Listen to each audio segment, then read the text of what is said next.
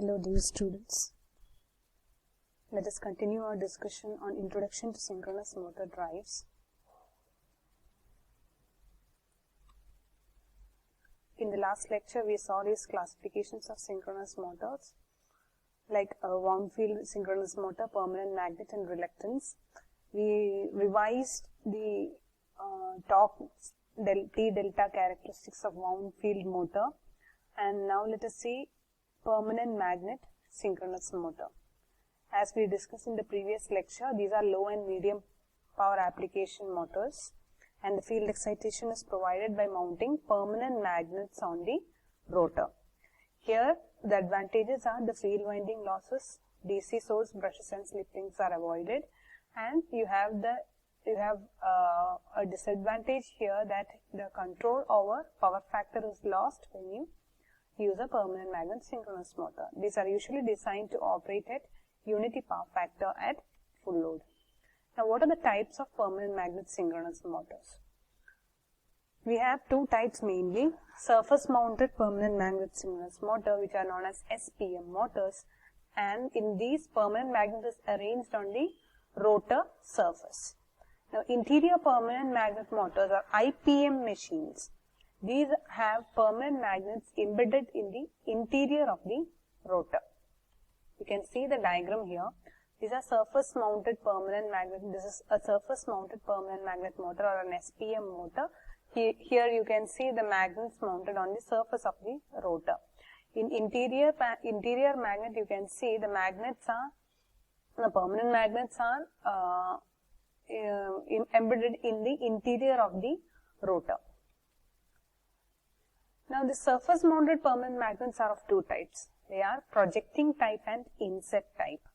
Projecting type are those in which magnets project from the surface of the rotor, and these are considered to have uniform air gap. They are designed in such a manner similar to cylindrical rotor. We have uniform air gap for this projecting type surface mounted permanent magnet motors. Whereas inset type are those in which magnets are inserted into the rotor.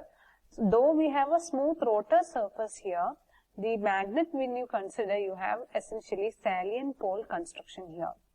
Similarly, the interior type permanent magnet also have salient pole construction. So, what is necessary here?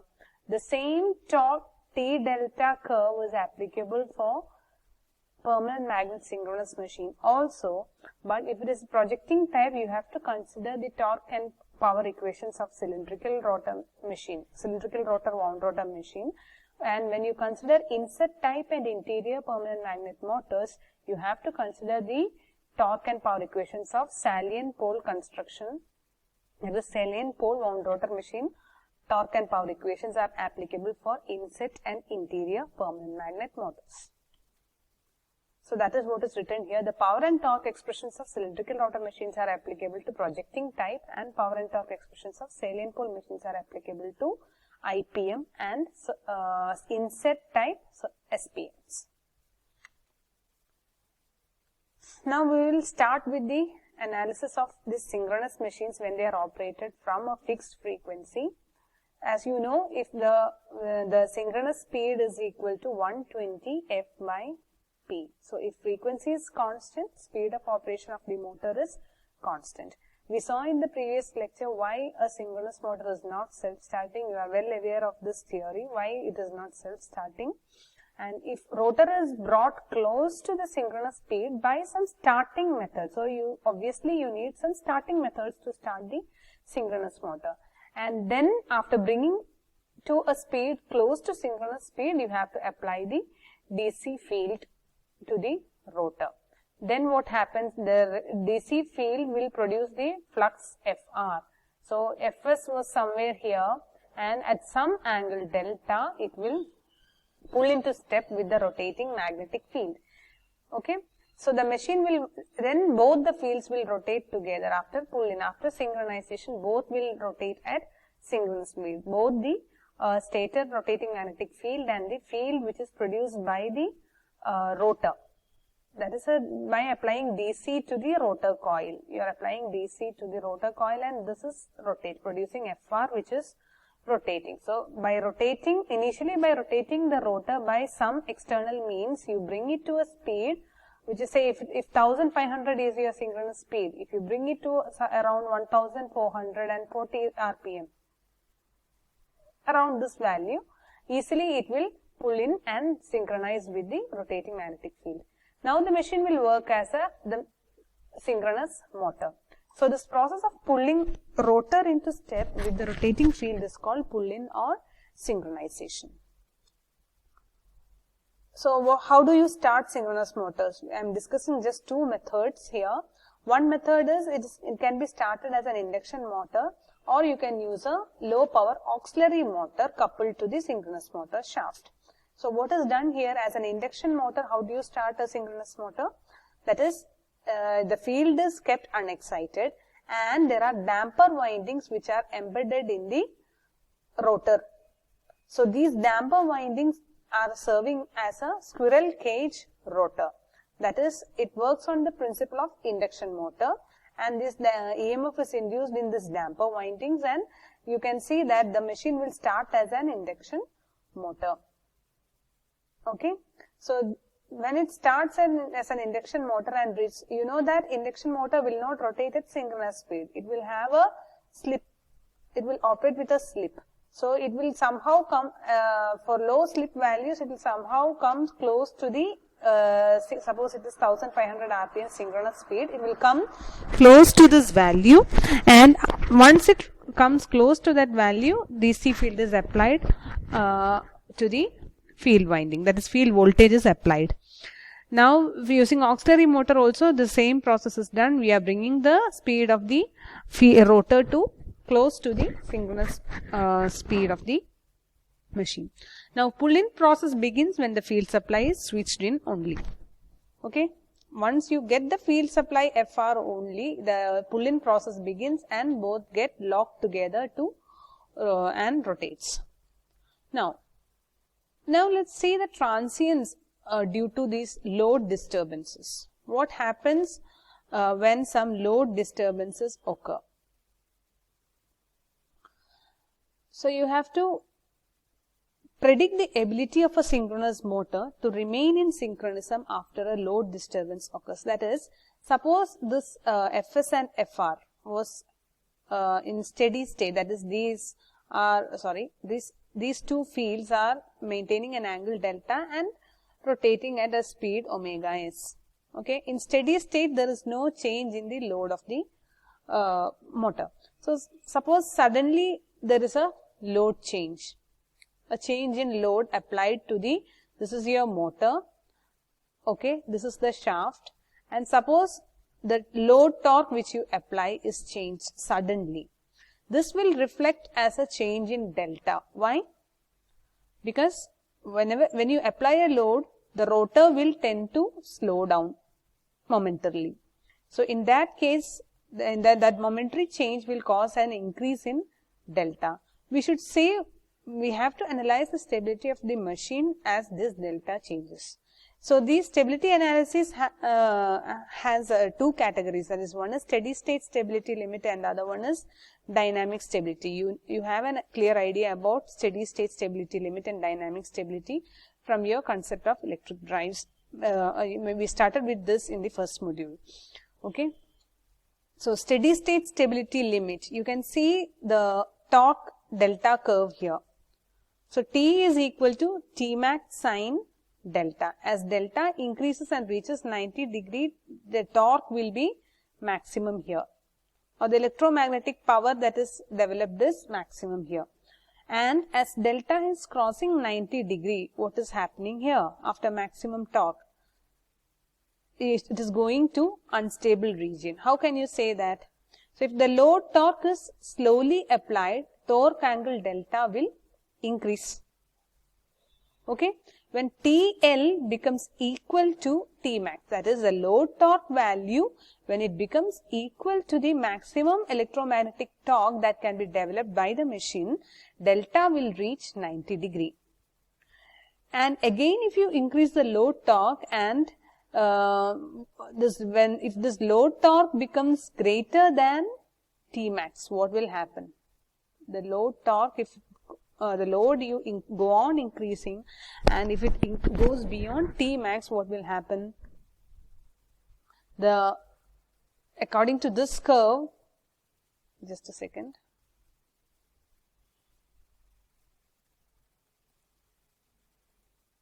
What will happen? It will go beyond 90 degree. In this case, this torque T max will start decreasing here. So if T max starts decreasing here, T starts decreasing here, the load torque will be greater than the T max. In that case, what will happen?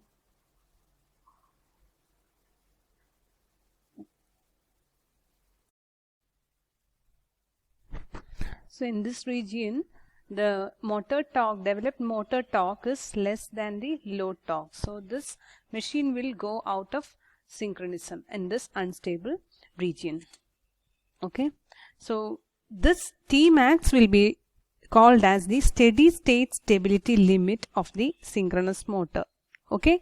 The steady state stability will be there up to delta equal to 90 degree when T is equal to T max. Beyond that, it loses the stability. It goes out of synchronism. So what is steady state operation? Steady state operation means it's a condition of equilibrium in which the electromagnetic torque is equal and opposite to load torque.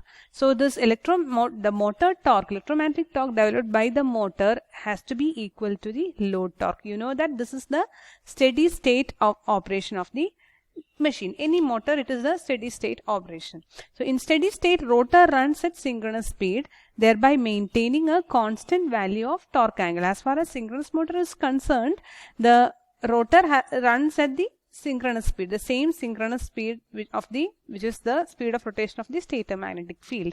So if both are running at the same speed, Fs and Fr, this delta has to remain constant in steady state. Torque angle delta. So if there's a sudden change in load torque, what will happen? This equilibrium will get disturbed. Okay, this equilibrium, when it is going in steady state, some sudden load torque change occurs.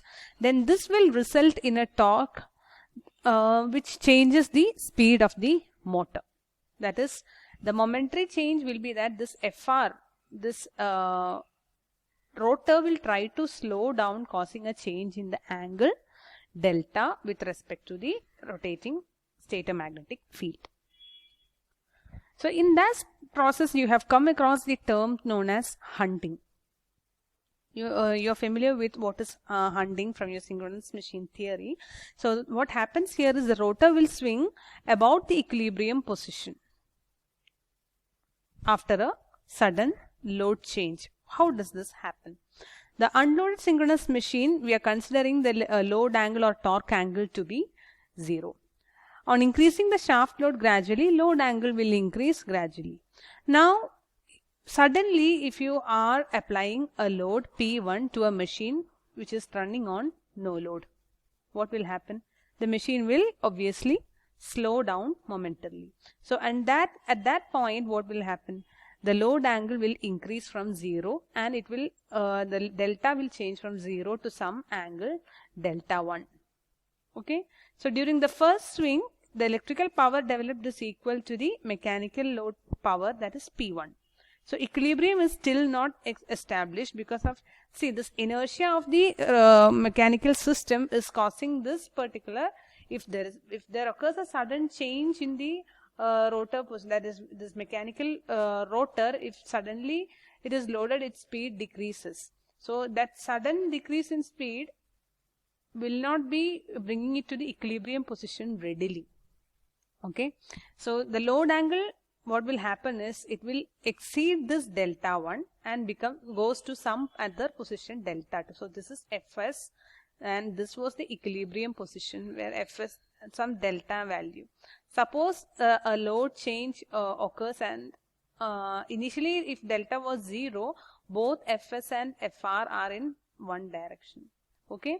So when a sudden load is applied, this Fr will come to a position delta 1 and then it will not stop there. What will happen? It will not stop at the equilibrium position. It will increase to some value delta 2. Okay. And if this is the equilibrium position where this FR has to settle corresponding to the load you have applied, load power, corresponding to this, if delta 1 is the angle position which is at equilibrium, it will go to delta 2 in the first swing. Okay. Now electrical power generated will be greater than the previous case. So rotor attains synchronous speed, but it does not stay at synchronous speed. It will continue to increase beyond synchronous speed. What will happen then?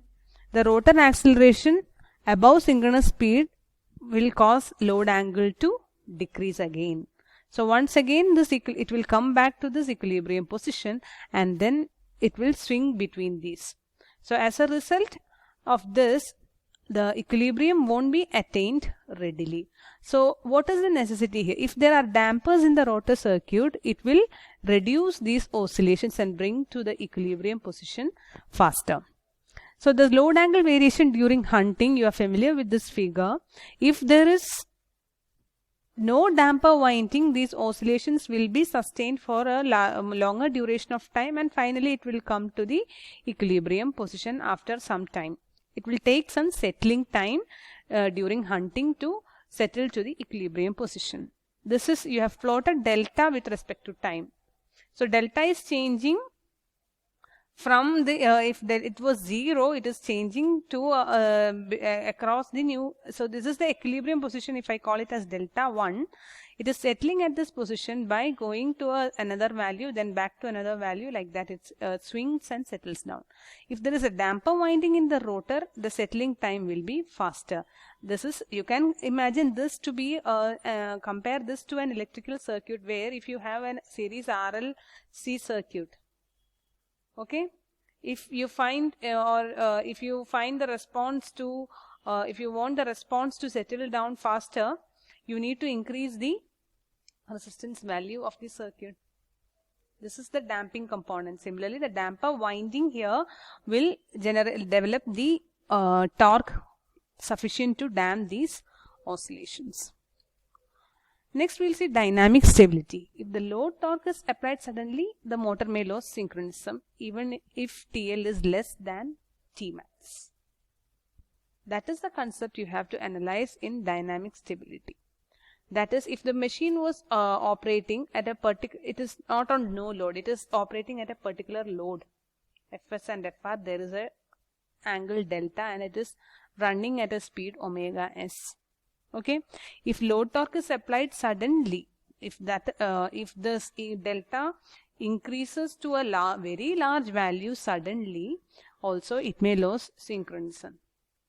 That is because the stator is always rotating at omega s. We are changing the Fr because of the change in, not we are changing, the change in load will affect this Fr position only. Fs is always rotating at this constant omega s. So this speed omega s which it was rotating is decreasing to a very small value. There is a sudden decrease in this value. So that will considerably cause an increase in delta. So the sudden deceleration will occur to the rotor upon application of the load, and that can cause a sudden increase in the load torque angle delta. So the dynamic behavior of the motor, if we examine in detail, we have to consider the accelerating torque component and damping torque. So if damping torque is sufficient to help the motor continue in the stable region of operation, then the motor is operating with dynamic stability. So these parameters combined together. That is because you know the torque expression. Electromagnetic torque is equal to accelerating torque plus this damping torque plus the load torque. Okay, so if these two are depending on d square delta by dt, and this damping will depend on d delta by dt. So in that case, if these two terms can be are sufficient enough to bring back this condition of T is equal to TL after the transient has occurred. What is the transient? The sudden application of load. So if that can be adjusted and this electromagnetic torque is equated to TL within the stable region, you can ensure dynamic stability of operation of the motor. Next we'll see synchronous motor variable speed drive. So you need to have a clear idea about the T delta Cara to analyze the stability of the synchronous machine. Now let's see what happens when frequency is changed. Obviously, you can change the speed of operation of the motor by changing the frequency of supply, since synchronous speed is directly proportional to frequency. So constant flux operation is achieved below base speed by maintaining this V by F ratio constant. You know the requirement here, that why we have to maintain V by F ratio constant, to maintain the flux constant. So in this case, if flux is constant and frequency is, both this voltage and frequency are decreased together. The expression for torque is EV by X sine delta divided by omega S, isn't it?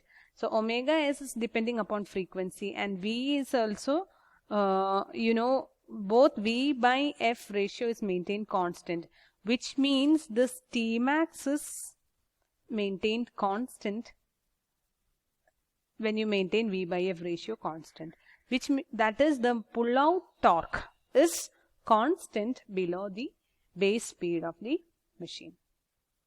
Okay, that is the maximum value of torque is constant if you maintain V by F ratio constant. So for higher speed, what has to be done? For speeds above base speed, the rate, if it reaches rated terminal voltage, we cannot increase the terminal voltage beyond its rated value. Then you have to go to flux weakening mode. You know this concept, isn't it? If you have speed here, and if you plot the flux here, the flux is maintained constant up to the base speed, and you go to flux weakening mode because V by F ratio is maintained constant here, and in this case V is constant and frequency is increased. If frequency is increased, then V by F will decrease or flux will be decreased. So in that case, what will happen to the pull out torque? This term you see, T max is EV by omega into X. So pull out torque also will decrease since frequency is increased, maintaining this voltage constant. Now let us discuss this in the next video, next lecture. What are the modes of variable frequency control of synchronous machine? There are two modes, true synchronous mode and self-control mode. We'll discuss in detail in the next lecture. Thank you.